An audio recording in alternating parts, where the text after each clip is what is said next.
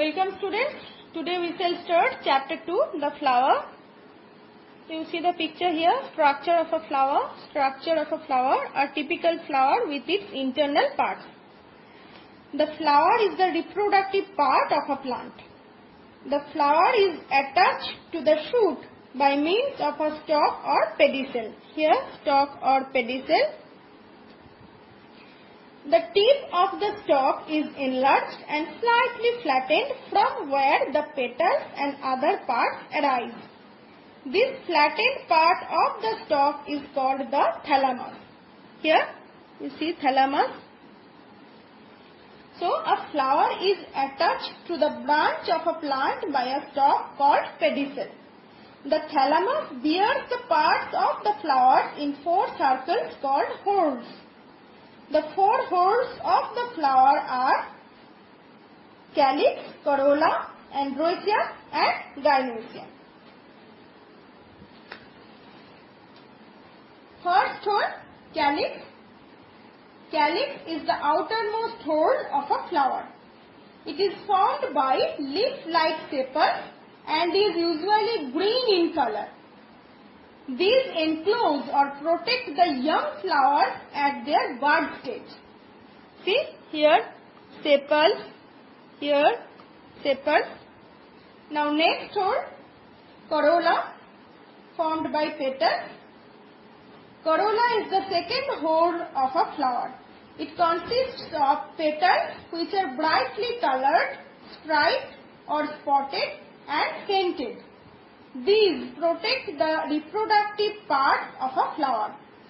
The petals make the flower attractive and hence attract insects for pollination.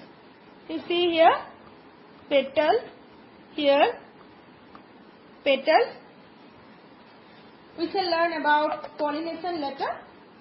Now third whorl, androecium.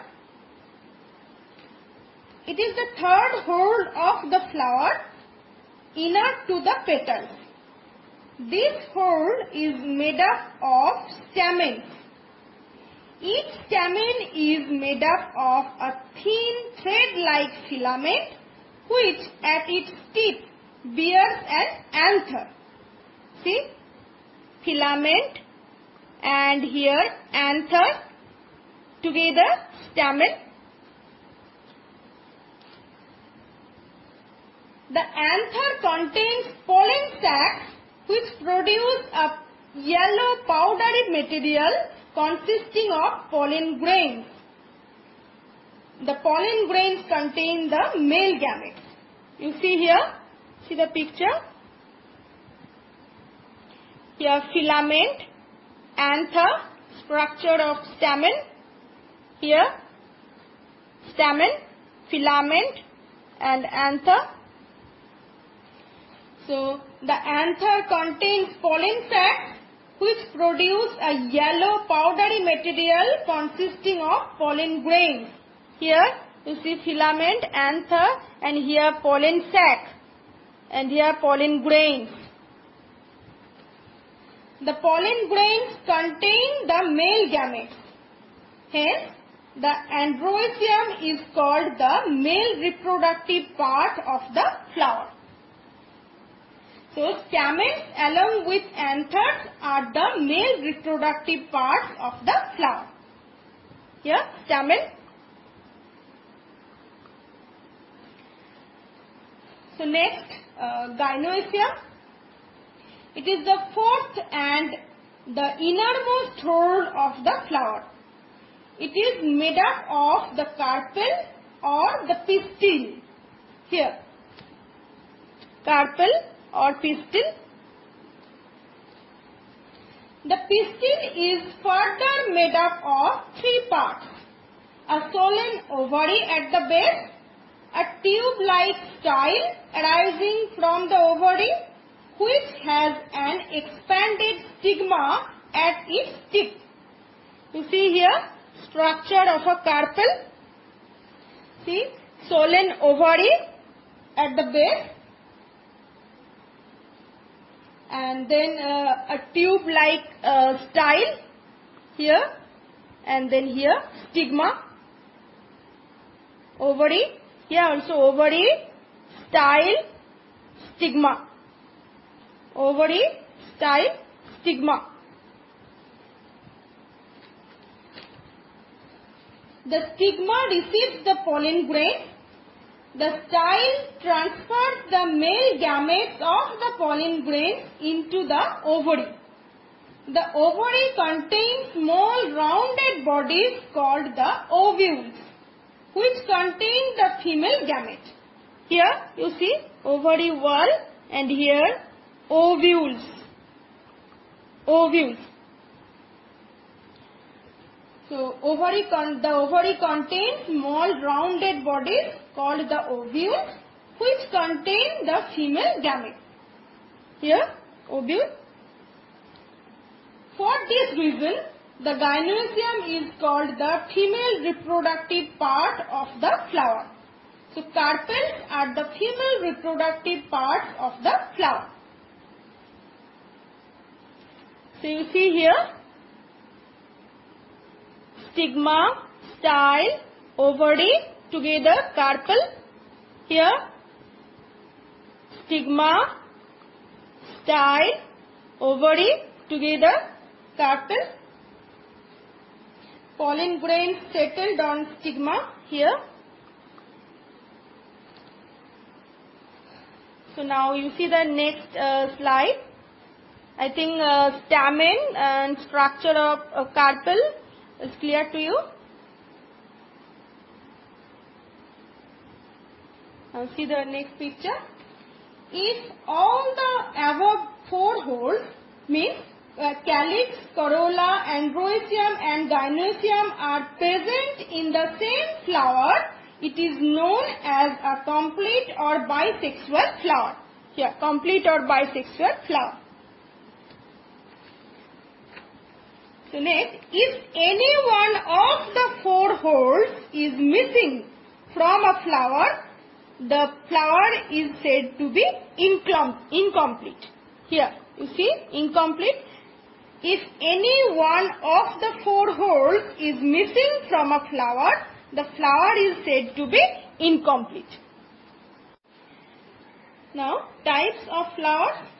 Depending on the presence of male and female reproductive parts, flowers can be divided into two types, bisexual and unisexual.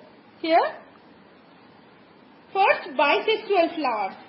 Some plants have flowers with both male and female reproductive parts, that is, androecium and gynoecium. They are called bisexual or hermaphrodite flowers. Now, here, bisexual flowers.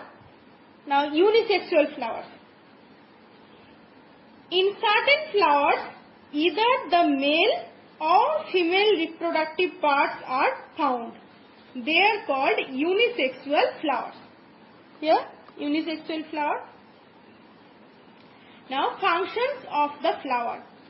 The flower is the reproductive organ of the plant. Its main function is to produce seeds and fruits. The first step of achieving this is through the transfer of pollen grains from the anther to the stigma of a flower. So you know that flower is the reproductive organ of a plant. It produces fruits which contain seeds. The seeds then produce new plants when sown in the soil.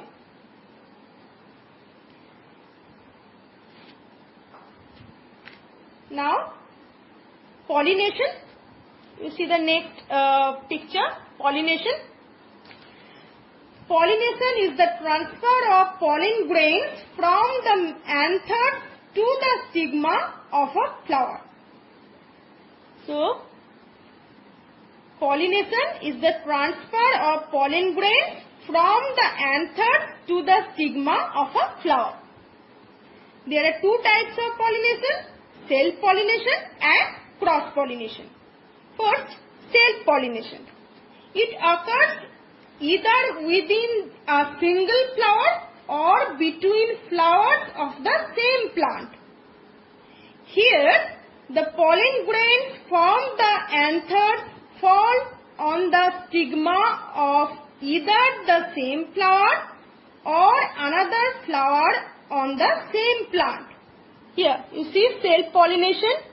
Here anther and filament, stamen. Here stigma, style and ovary. Here, so here the pollen grains from the anthers fall on the stigma of either the same flower or another flower on the same plant. Self-pollination. So now cross-pollination.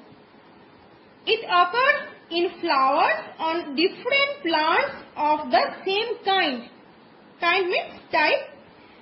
Here pollen grains are transferred from the anther of one flower to the stigma of another flower on another plant of the same kind. Here you see pollination, cross-pollination.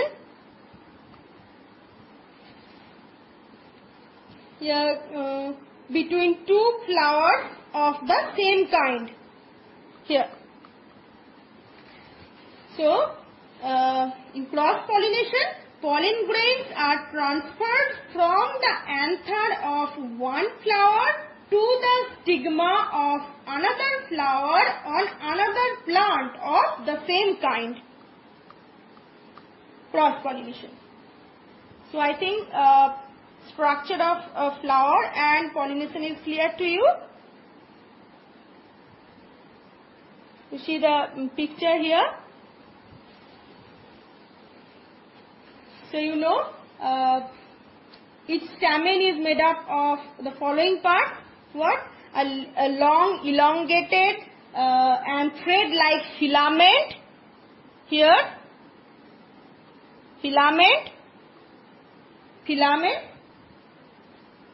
and a swollen bilobed structure called anther present on the filament. Here anther, together stamen. And you know the structure of pistil or carpel. Here the carpel is made up of the following parts. What? A swollen base known as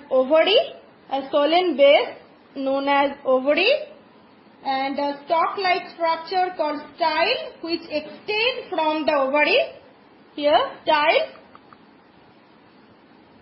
And stigma at the tip of the style. Here. So ovary, style and stigma together carpel. Next we shall learn about agents of pollination.